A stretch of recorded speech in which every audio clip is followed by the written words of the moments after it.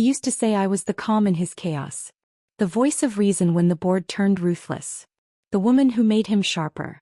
And for a long time I believed that was love. I believed I was his queen. But Damien Vale didn't want a queen beside him. He wanted a shadow. I met Damien when I was 24 and already burned out by brilliance. MBA summa cum laude. Graduated early. Finance firm by 21. Disillusioned by 22. I met him at a tech panel I didn't want to attend. He sat in the audience like he owned it, relaxed, self-assured, with a gaze that hovered longer than necessary. After the panel he approached me. "Celine Ashford," he said. "You asked the only question in the room that mattered." I blinked. "And you remembered my name?" He smiled. Hard to forget the woman who shook the entire panel without raising her voice. We had coffee 2 days later. A startup pitch 3 weeks after that. We kissed after our first investor dinner and never looked back. Damien didn't have the education, but he had the charm. He didn't need degrees, he had hunger. And I had structure. I brought the numbers, the planning, the vision. He brought the performance. Together, we built Valecore Technologies in a 2-bedroom apartment with peeling paint and second-hand desks. We slept on the floor and worked 16-hour days, living off caffeine and the thrill of every small win. When we made our first million, he took me to Paris and proposed in a hotel suite with no view. We toasted with champagne we couldn't afford and laughed like we'd never fall. By year 5 we were industry darlings. Damien spoke at tech conferences and Forbes summits. I wrote white papers and restructured our acquisition models.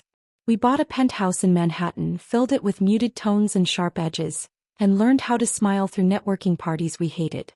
We became them. The power couple. The model of growth and grit and calculated elegance. But somewhere in that rise something shifted. He stopped calling me partner in meetings. Stopped introducing me as co-founder. I was just Celine now. The woman behind the man. The one who took notes while he spoke. I didn't say anything. Not at first. Because I'd always known my strength didn't lie in applause. It lay in control. And he was still mine.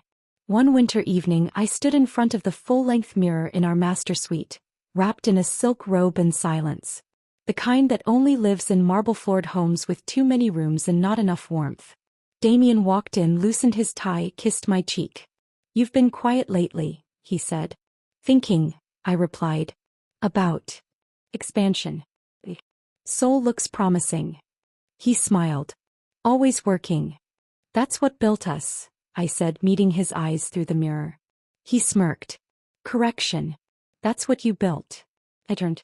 "What did you just say?" He shrugged, unbothered. "I mean, you know what I mean. You built the bones, I brought the brand." There was no malice in his voice. Just the casual arrogance of a man who thought he was untouchable. I nodded slowly. And in that moment, a thought planted itself in my mind like a seed. A single cold sentence. "One day I'll remind you who made you king." The next morning I met with my lawyer. Not to file anything. Not yet. I just asked for a full breakdown of our holdings. Valecore stock splits. Prenup clauses. Asset trails. Intellectual property protections. And then I asked a more important question. If I needed to make moves, quiet ones, could I? My lawyer smiled. "With the way your husband operates, I'd be disappointed if you hadn't already started." Over the next few weeks I began to thread the plan. Not a scheme. A shift. Subtle. Invisible. But seismic. First I reviewed every contract Damien had signed in the last 2 years. Buried inside the legal language I found multiple opportunities to renegotiate. Weak spots I could press into when the time came. Second, I reassigned certain developer patents to a Valecore subsidiary registered under my name. One I created before we married, one I never shut down. Third, I contacted our key investors and requested private strategy sessions, on behalf of the board. They agreed. They always listened to me more than they listened to him. He never noticed that. And I never corrected him. At home nothing changed. I still dressed for dinners. Still smiled at events. Still slipped my hand into his and told him how proud I was. But at night when he was asleep I worked. Not because I was rebuilding. But because I was preparing to take back what was mine. He was growing restless.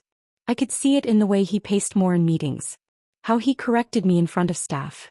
How he laughed louder at parties where younger women hovered a little too close. It didn't bother me. Because I knew something he didn't. I wasn't here to fight him.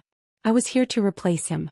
A month later, I reached out to Cresswell and Knox, one of the most powerful equity firms in the country. Damien had always wanted their attention. But they'd never responded. They met with me in private. I laid out the new vision. A restructure. A pivot toward female-led tech acquisitions. Modernization. Ethics. Velocity. They asked, and Damien? He'll adapt, I said with a slight smile. Or he'll exit. They shook my hand.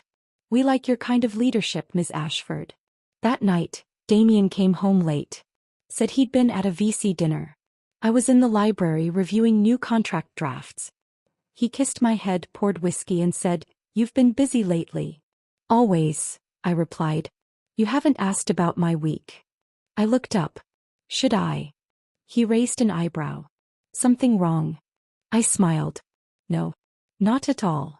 He didn't notice that the room was colder than usual. Didn't notice that I'd started moving books around, strategically placing files I wanted him to see. Or that I had installed new locks on my home office. He was too full of himself to question me. Too sure I'd always stay by his side. And that was his greatest mistake. Because I wasn't walking behind him anymore. I was walking ahead. I didn't discover the affair by accident. I led myself to it step by step. I didn't check his phone. I didn't follow him. I didn't need to. Because I know how men like Damien work. When they begin cheating, they also begin hiding things from themselves. Sloppily. Arrogantly. As if they believe their silence is enough to keep their sins protected. But I don't rely on confrontations. I rely on facts. It started with a change in rhythm. Damien was always precise about his schedule. He thrived on his own consistency. Up at 6, gym by 7, office by 9, first call by 10. But then came the Thursday executive dinners that didn't appear on the calendar. The international flight to London where he left his iPad behind. The meeting he supposedly had in Berlin, only to run into an investor 3 days later who mentioned seeing him at a rooftop bar in the city. The investor's name was Andre Nolan and he smiled when he said it. "I didn't know Damien was in New York last week. Surprised not to see you with him." I smiled back the same way you smile at a child who doesn't realize what they've just said. "Oh," I said, tilting my head. "He told me he was in Berlin." Andre frowned. "No, I was in Berlin last week. He was here. Saw him at a place in Soho with a few, very enthusiastic admirers." Enthusiastic. That word stuck with me all day. I didn't confront Damien that night. I cooked dinner. Set the table. Poured his drink. Let him talk about how exhausted he was after 4 flights in 5 days. I watched him lie to my face. And I smiled the entire time. Because now I had confirmation. And I needed it to come from him. The next day I contacted a private service through my lawyer. Discreet. Untouchable. They accessed hotel records. Restaurant charges. Ride-share details. Device geolocation. Within 48 hours I had everything I needed. 3 different women. All booked under assistant or brand ambassador. All linked to client dinners he didn't invite me to. One particular name appeared 4 times. Eva Morn. 29. Tech influencer. She ran a female founder podcast he once joked about. He'd been a guest last quarter. The irony wasn't lost on me. The final piece came from the hotel invoice. 4 Seasons, Midtown. Suite 1712. 2 guests. 3 nights. Signed by Damien Vale. I stared at the signature for a long time. Then printed it and placed it into a red leather file labeled Restoration. Because I wasn't going to burn him. I was going to strip him. Publicly. Legally. Strategically. And when he stood there stunned, I'd be on the other side of the battlefield. Wearing the crown he forgot I'd never removed. I called my lawyer Claudia. "I need to begin the freeze." She didn't ask why. She simply said, "Full or partial?" "Full." The plan began in silence. Step 1. Isolate all non-marital holdings under my personal entity, Ashford Strategic Ventures, founded 2 years before we met, never merged into the marital trust. Step 2. Activate Clause 17 from the partnership agreement of Vale Core, the clause I had insisted on drafting myself, giving me emergency voting rights in the event of ethical compromise. Step 3. Prepare documentation for the board's special session. One triggered only under high-risk breaches. I gathered everything. And waited. That week Damien brought me flowers. Unprompted. Bright white tulips. My least favorite. "You've been amazing lately," he said, brushing my shoulder. I nodded. "So have you." The board meeting was set for the following Friday. But he didn't know about it yet. It was scheduled on my authority. Sent only to private emails. Held off-site. We called it Project Scepter. Because I wasn't just removing him. I was replacing him. 2 nights before the meeting, Damien came home later than usual. His shirt was unbuttoned, his breath laced with whiskey and something sweeter. Perfume. Not mine. Not subtle. He kissed my cheek and said, "Missed you." I smiled, wrapping my arms around him and whispering, "I know. Because when you're about to destroy someone, you make sure their last memory of you is warmth. So when the cold hits, they feel it." That night while he slept, I printed the final signatures. The voting rights notice. The evidence packets. The clause extraction. The motion to remove Damien Vale as CEO and chairman. It was all there. Neat. Precise. Perfect. The morning of the meeting he asked if I wanted to have brunch over the weekend. I said, "Let's plan something special." And we did. Just not the kind he expected. The boardroom was tucked into a private suite at the Madison Club, a far cry from the company's sleek chrome conference room. I had chosen it for a reason. It felt older. Quiet. Royal. The men seated around the table looked confused. All except for 2, Claudia, my attorney, and Dean Marquez, our oldest investor and someone who always watched Damien with thinly veiled skepticism. I placed the presentation folder down in front of each seat. No words. Just the file. The label read, Clause 17 Activation. Emergency Governance Motion. Dean opened his first. His eyes widened slowly as he read. The others followed. The room filled with the quiet rustle of pages turning. And then stillness. Claudia broke the silence. "Today's motion, as outlined in Section 17 of Valecor's founding agreement, will be initiated by Ms. Celine Ashford. You are here as required board members to vote on leadership continuity in the presence of material ethical breach." Someone scoffed. Ethical breach? Damien's not even here to respond. "He'll have a chance to speak," I interrupted. Controlled. "But you need to understand why he'll no longer be making decisions for a company I built." I stepped forward, hands resting on the table, my voice low but clear. "I've compiled 10 years of growth reports. You'll see who established our capital connections, who laid the foundational IP. That's not an ego claim, it's a record of fact." Claudia handed out the first supplemental packet. "But that's not why we're here. You're here because over the past 6 months, Damien Vale has funneled company funds into personal travel and unapproved hospitality expenses under the guise of international client expansion." Slide 1 appeared on the screen. A credit statement linked to the company account, charging 5-star hotel stays under false aliases. I continued. No tremble. No stutter. "He's conducted business on behalf of Valecor while involving individuals with no NDAs, compromising client confidentiality. He has begun backdoor negotiations to shift key brand partnerships toward his own shell entity Valeworks, registered in the Cayman Islands 4 months ago. Ownership traces back to a personal advisor of his, and a tech influencer named Ava Morin." Slide 2. A screenshot of the registration and Ava's podcast post captioned, "Excited to build something revolutionary with DV." The initials didn't need explanation. One of the newer board members paled. "You're telling us he's planning to spin off Valecor?" "No," I said. "I'm telling you he's already tried." Slide 3. Confidential emails between Damien and Ava. Initiatives. Seed funding goals. Requests for internal Valecor data. Dean closed his folder slowly and leaned back. "Jesus." Claudia looked around the room. "You all signed the original clause with the condition that, in the event of internal fraud, governance would transfer to the executive co-founder, Celine Ashford."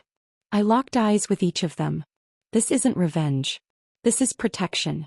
Of your money. Your reputation. And this brand. Dean was the first to speak again. I moved to vote.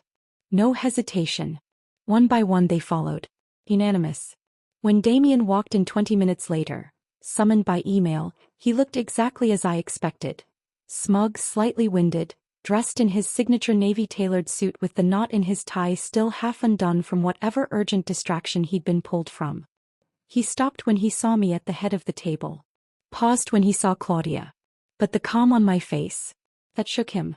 "What's going on?" he said, addressing the room, not me. I didn't move. I didn't blink. Claudia stood.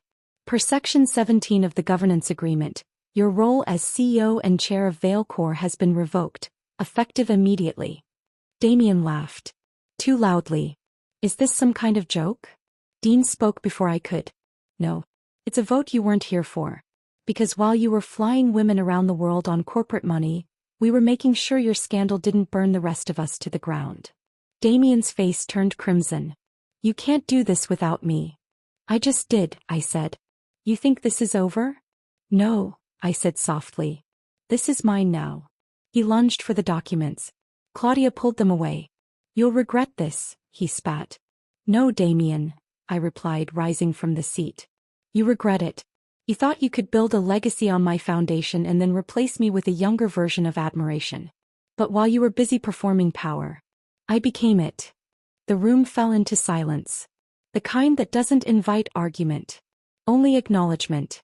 Damien stormed out, leaving only the echo of his downfall behind. No one followed him. I turned to the board. Effective immediately, I'll be assuming full strategic control. I'm calling this next phase of growth the Ashford era. Thank you for your vote of confidence. They nodded. Fully. Impressed. Terrified. Both are acceptable. That evening I returned home before he could. I had already instructed security to change the penthouse codes. I watched from the glass balcony as his car pulled up. Watched him try the code. Phil.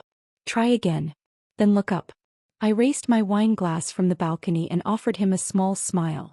Just a queen on her throne, toasting the fall of a forgotten king. After Damien's removal, everything moved fast. Not because I rushed it, but because the kingdom had always belonged to me. He just held the keys for a while. The board voted to rebrand the firm officially. Ashford Vale Group.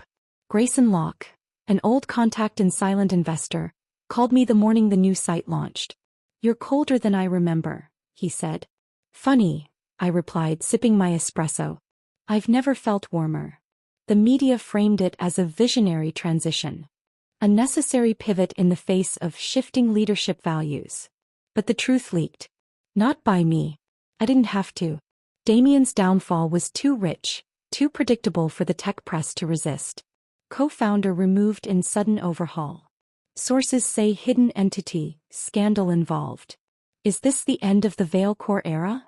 A few daring pieces even hinted at Ava Morin's involvement. I never spoke her name publicly. But silence can be the loudest message. 3 days after the vote, I had a carefully wrapped gift delivered to Ava's downtown podcast studio. Inside, a copy of Vale Corps' investor ethics clause, a bottle of mid-shelf champagne, and a handwritten card. For women who mistake proximity to power as possession of it. I say, no threats. No emotion. Just a gentle reminder. You don't touch what you didn't build. Back in the boardroom, I made the first official call as acting CEO. We restructure not just our name but our culture. I let go of Damien's inner circle. The ones who smirked when he talked over me. The ones who took calls from Ava during board hours. Their severance was generous. But swift. No second chances. I promoted women. Engineers who'd been overlooked. Analysts who'd watched in silence as Damien took credit for their models. They were shocked. Grateful. Loyal. Exactly what I needed. Then came the asset sweep. I had my team freeze every last personal tie Damien still had to Ashford Vale Group. His severance? Gone. He'd violated every clause tied to conduct. His apartment lease? I'd signed it under the company's shell years ago. Ownership revoked. I sent him a letter. Your access has been revoked. The lease is terminated. The silence you gave me all year? I'm finally giving it back. Celine. He showed up at the building 3 nights later. Furious. Dressed like a man trying to remember who he used to be. He didn't make it past the lobby. Security had the list. His name wasn't on it. That same night I sat on the balcony watching the skyline hum beneath me. Not with revenge, but with relief. It was mine now. No more meetings where I had to wait to be heard. No more applause stolen. No more proximity to power disguised as partnership. 2 weeks later my assistant brought me an envelope. Unmarked. I opened it slowly. Inside was a single page. A handwritten note. From Damien. You win. I underestimated you. And I overestimated myself. I folded it carefully. Not out of sentimentality. Out of discipline.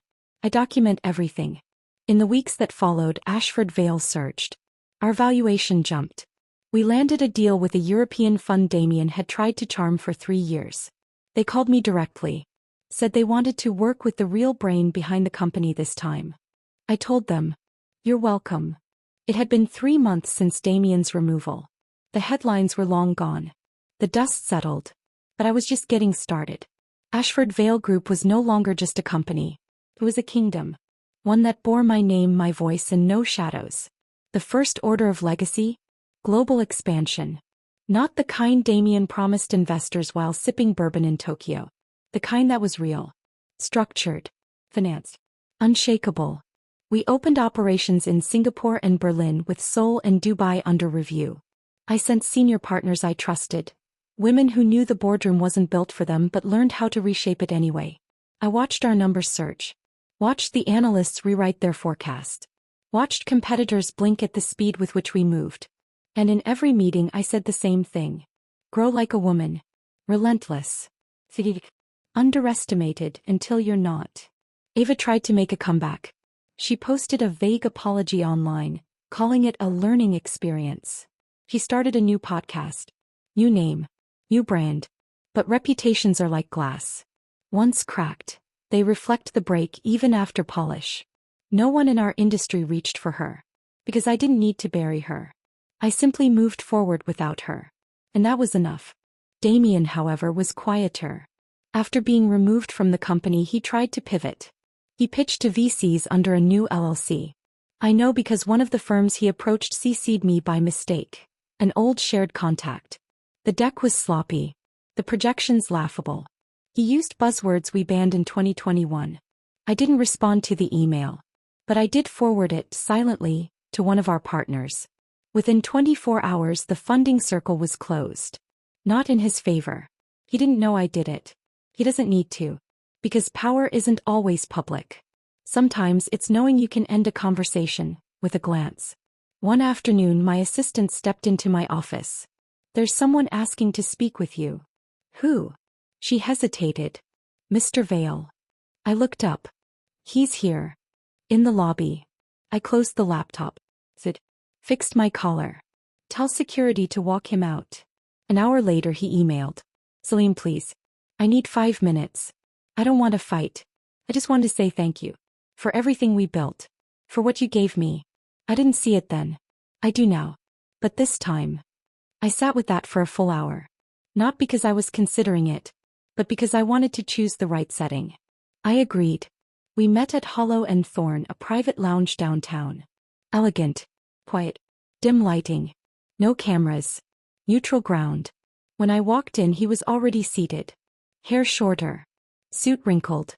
Like a man trying to remember what dignity felt like on the way down. He stood. I didn't offer my hand. "Celine," he said quietly. I sat.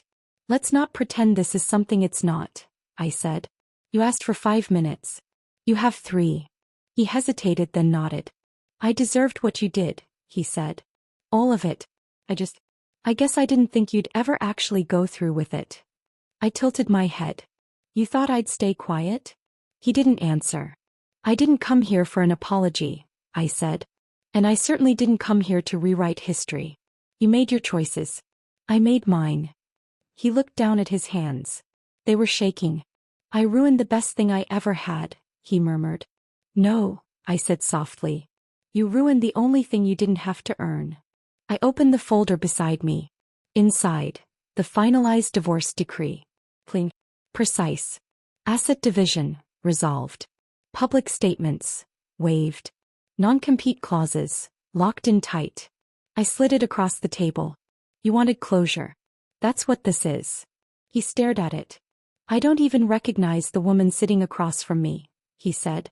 That's the difference between us, Damien, I replied. I always recognized you. He said nothing. Just took the pen I handed him, signed with a trembling hand, and pushed it back. I stood. I hope you find whatever you were looking for in her. He looked up. I wasn't. I smiled once. Then turned and walked out. Outside the sky was clear. Not sunshine. Not rain. Just still. The kind of weather that doesn't demand anything from you. I walked a block, turned a corner, and never looked back. 3 weeks later, the documents were finalized. No press release. No headlines. Just a single call from Claudia confirming what I already knew. It's done. I celebrated alone. No champagne. No party. Just me, barefoot in my apartment, dancing quietly to Nina Simone while the city moved outside my window. In the weeks that followed, Ashford Vale expanded into South America. We launched an accelerator program for women-led fintech firms. I delivered a keynote in Vienna that ended with a standing ovation. And through it all, I didn't mention Damien once. Because the most brutal revenge is indifference. I saw Ava once. At an industry event. She didn't speak. She didn't need to. I nodded. She looked away. That was enough. One night, my assistant asked if I ever thought about him anymore. Not really, I said. Does it still hurt? No, I answered honestly. It just doesn't belong here anymore. Because I didn't take my crown back to prove anything. I took it back to remind myself that I was never meant to share it with someone who only wore it when people were watching. That summer, I bought a villa in Tuscany. No press. No entourage. Just fresh air, stone walls, olive trees, and peace. And maybe one day I'll fall in love again. But it won't be with a man who needs me to make him powerful. It'll be with someone who doesn't flinch when he sees I already am. Because this isn't a comeback. This is the kingdom. And I am the crown. Think.